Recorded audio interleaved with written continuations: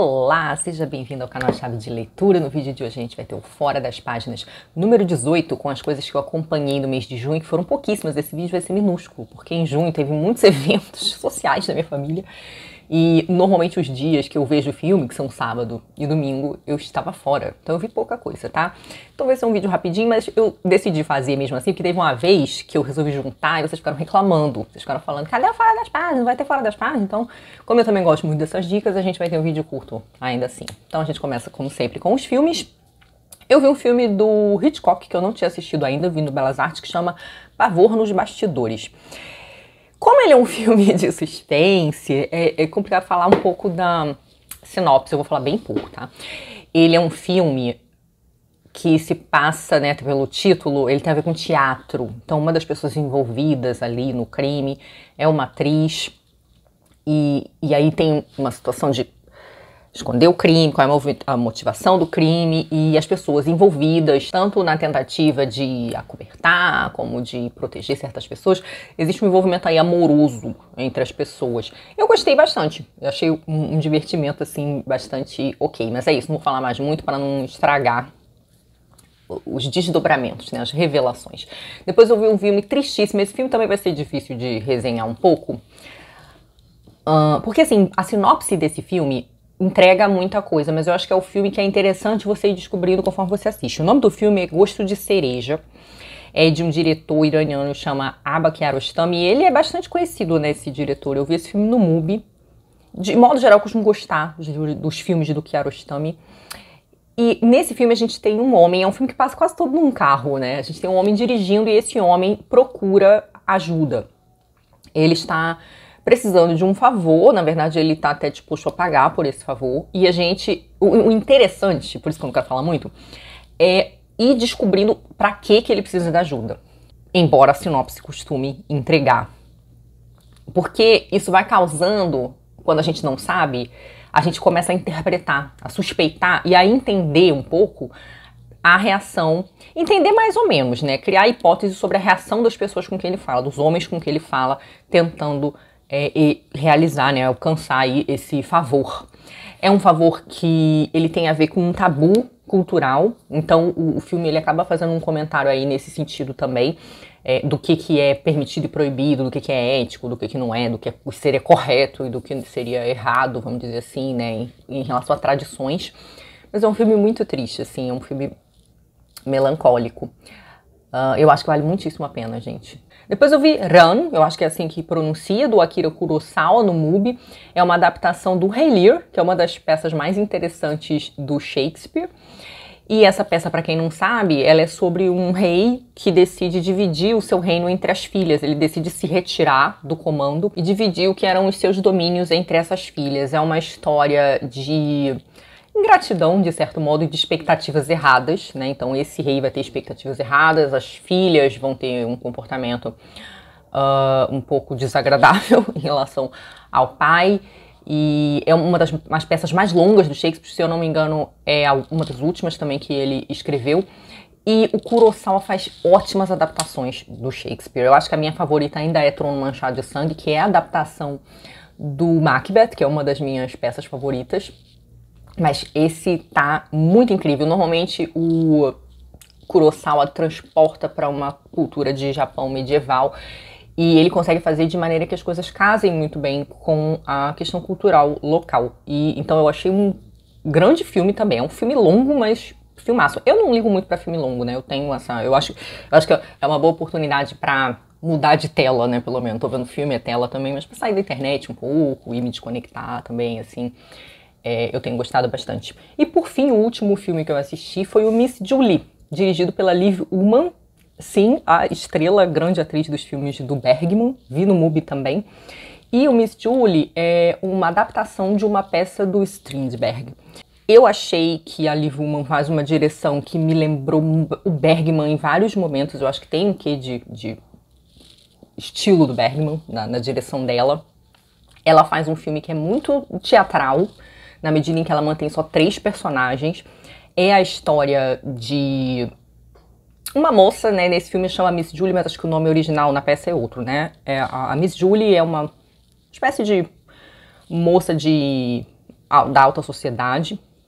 E a peça se passa no solstício de verão, que é uma época conhecida por uma espécie de tradição festiva de subversão das hierarquias sociais. Até o Shakespeare tem peças sobre isso, né? O Sonho de uma Noite de Verão. Ele tem uma outra que eu não vou lembrar qual é, mas também acontece nessa situação, em que, vamos dizer assim, os subalternos podem subverter, mudar as relações sociais, em especial as relações hierárquicas. E a Miss Julie, ela vai ficar num jogo de poder e sedução com o lacaio do seu castelo, né? Eu não sei exatamente, eu não lembro exatamente que época que passa, se é uma coisa assim, meio final do século XIX, eu acho que é início do século XX. E ela fica nesse jogo com esse lacaio chamado John, oscilando o tempo inteiro entre tentar se igualar a ele, às vezes se diminuindo e às vezes reforçando a sua hegemonia sobre ele, né, a sua superioridade. E ele entra nesse jogo de algum modo com ela ali também. É um filme muito tenso.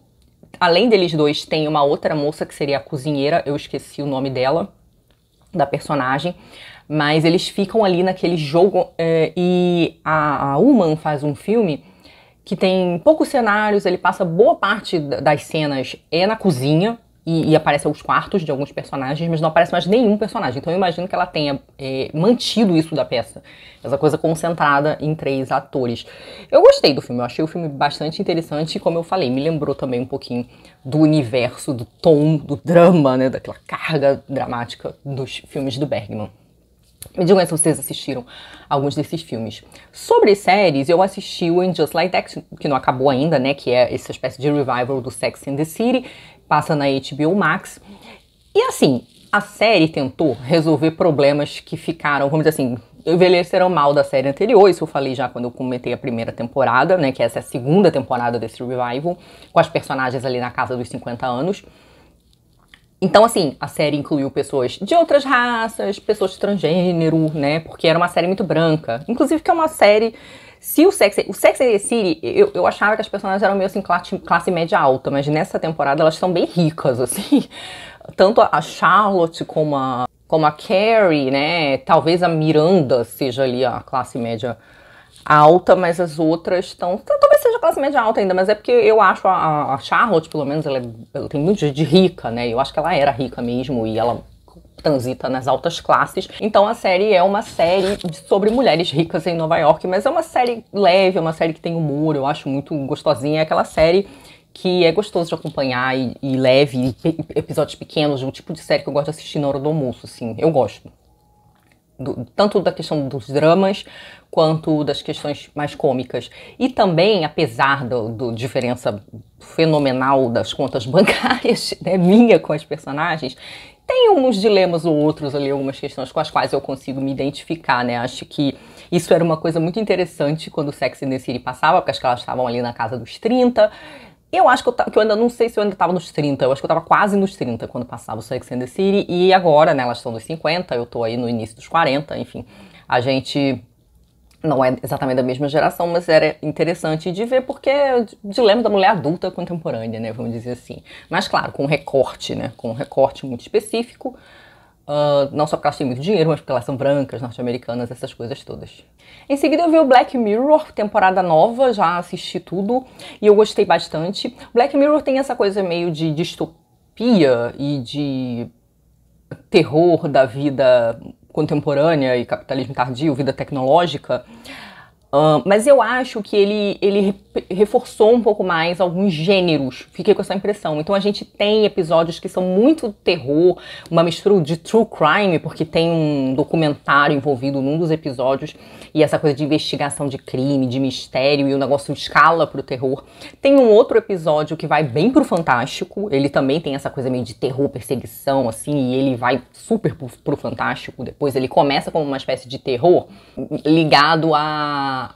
Sempre essa relação, nunca perde essa relação com a vida real, né? Então uma coisa meio com a fama contemporânea, com como as mulheres são tratadas, como elas são vistas, uma certa misoginia, e o negócio escala, assim, pro fantástico depois. E um dos episódios, o primeiro, ele tem muito a ver com uma polêmica que tá rolando atualmente em relação à inteligência artificial. É um episódio que é uma piada com a própria Netflix. É engraçado que a Netflix aparece em vários episódios. A Netflix, eles criam um canal, que acho que era esqueci qual é o nome, mas é alguma coisa parecida, e em que tem programas ou alusões a questões que acontecem, né, da Netflix, um streaming, enfim.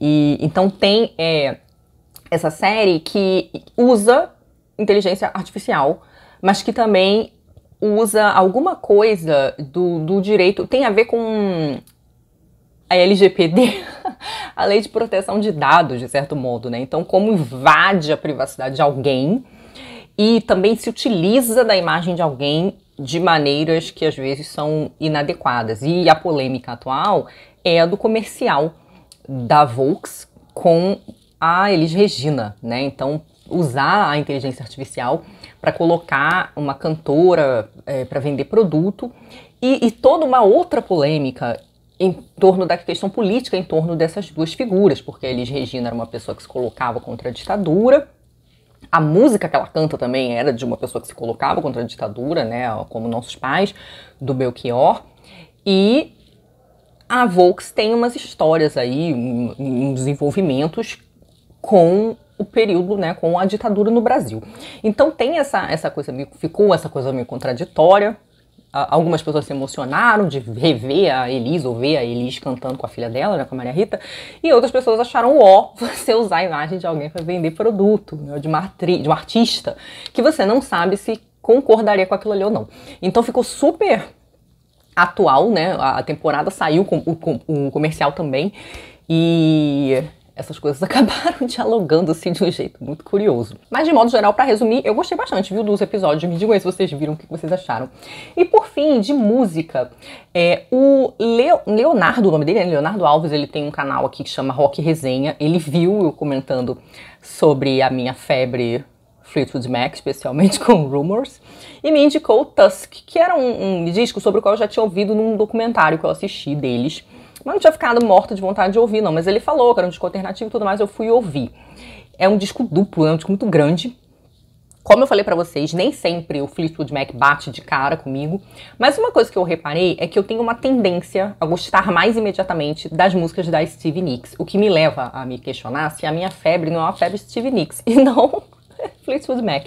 Para tirar essa prova, eu vou ter que começar a ouvir as músicas da carreira solo da Stevie Nicks. Mas uma coisa que eu reparei, dos 3 discos deles que eu ouvi, eu sempre tendo a gostar mais das músicas da Stevie Nicks e em seguida das do Lindsey Buckingham. Então eles são a dupla norte-americana da banda, né? O Fleetwood Mac teve várias formações e ele tem essa formação que fica meio clássica quando entra essa dupla norte-americana, uma banda que surge na Inglaterra e aí entra essa dupla norte-americana que é a Stevie Nicks e o Lindsey Buckingham. Fãs da banda, se eu estou falando besteira, vocês podem me corrigir aí nos comentários.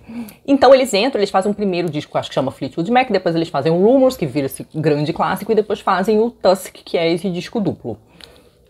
E aí, tendo ouvido esses 3, eu percebo que eu já tenho uma inclinação maior às músicas que são compostas e cantadas pela Stevie Nicks. A banda tem 3 compositores, além da Stevie, o Lindsey Buckingham, que também canta e toca guitarra, e a Christine McVie, que também toca e canta. Ela toca teclado. E ela tem uma música ótima no Rumors, que é dela. Acho que é Don't Stop o nome. Mas um monte de gente canta, mas foi ela que compôs. Mas as músicas dela tendem a ser as que eu me interesso menos, pelo menos até agora. E ouvindo Tusk, o que eu achei concordando com o Leonardo, é um disco mais alternativo, comparado com os outros 2, mais malucão. E uma coisa que eu achei curiosa é que as composições desses cantores, elas praticamente parecem de outra banda. Então, assim, são muito diferentes as músicas. As músicas da Christine, da Stevie e do Lindsey são muito diferentes. Você podia separar e fazer discos diferentes. E eu não ia ficar muito bom pra Stevie, porque a Stevie tem pouca música na banda, coitada. Mas apesar da pouca quantidade, são sempre as músicas que eu gosto mais. E é isso, sigo ouvindo sempre as mesmas coisas. Musicalmente, eu tô assim no repeat. Não tenho explorado tanto. Tenho mais gostado de ficar ali naquelas coisas que me dão alegria. Mas é isso, me digam aí se vocês conhecem o Fleetwood Mac. Recentemente eu montei uma playlist anos 70 com a ajuda do pessoal do Instagram, já para dar uma incrementada mesmo nessa febre Fleetwood Mac. Já tinha outras bandas que eu conhecia, botei um monte de música que eu gostava na playlist, tanto música pop como Earth, Wind and Fire, como uns rockzinhos, Botei Alice Cooper, ele tem um disco que eu adoro, que é o From the Inside. Botei Elton John, enfim, tá meio eclética. Botei música brasileira também, botei Tim Maia, botei Mutantes e botei Gal. Mas é isso, playlist sendo montada ainda, mas basicamente eu voltando nas músicas que eu gosto muito. É isso, aproveitem para comentar o que filmes, séries, música e podcast. Eu não ouvi podcast nenhum, mas se vocês ouvirem e quiserem recomendar, fica aí o espaço. Um beijo grande em todos e muito obrigada sempre pela companhia. Até a próxima.